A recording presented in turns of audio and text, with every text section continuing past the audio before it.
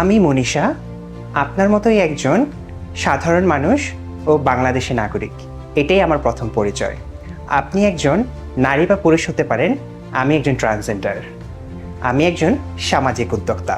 কাজ করছি আমার মতো আরও ট্রান্সজেন্ডার মানুষের পথ যেন সুন্দর হয় সেই লক্ষ্যে পথচলা ফাউন্ডেশনের সাথে।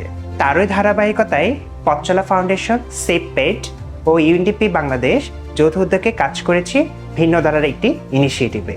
পিছিয়ে পড়া 16 জন ট্রান্সজেন্ডার ইন্ডিভিজুয়ালকে আরএমজি সেক্টরে হার্ড স্কিল ও সফট স্কিলের মাধ্যমে দক্ষ জনবল গড়ে তুলতে আমাদের এই প্রকল্পের মূল উদ্দেশ্য ছিল।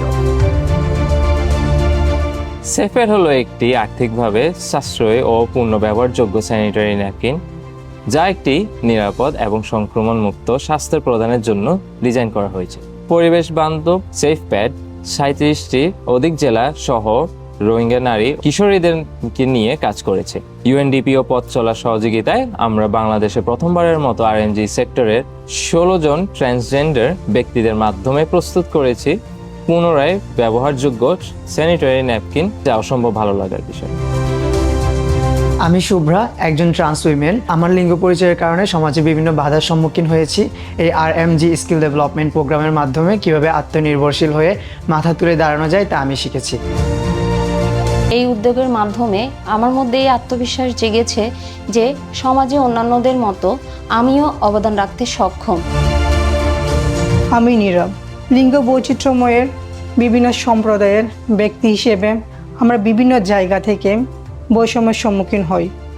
এই চ্যালেঞ্জগুলোর মধ্যেও আমরা দক্ষতা উন্নয়ন কর্মসূচির মাধ্যমে আত্মনির্ভরশীলতা অর্জনের সুযোগ পেয়েছি।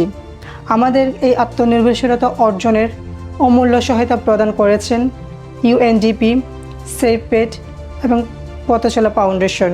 আমি তাদেরকে তাদের এই অমূল্য সহায়তা প্রদানের জন্য ধন্যবাদ ও কৃতজ্ঞতা জানাই।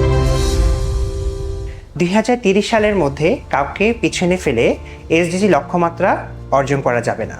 তাই তো আসুন আমরা লিঙ্গ, বর্ণ, কর্ম ও জাত ভেদাভেদ না করে স্মার্ট ও দক্ষ ইনক্লুসিভ কর্মসংস্থান গড়ে তুলতে একসাথে কাজ করি।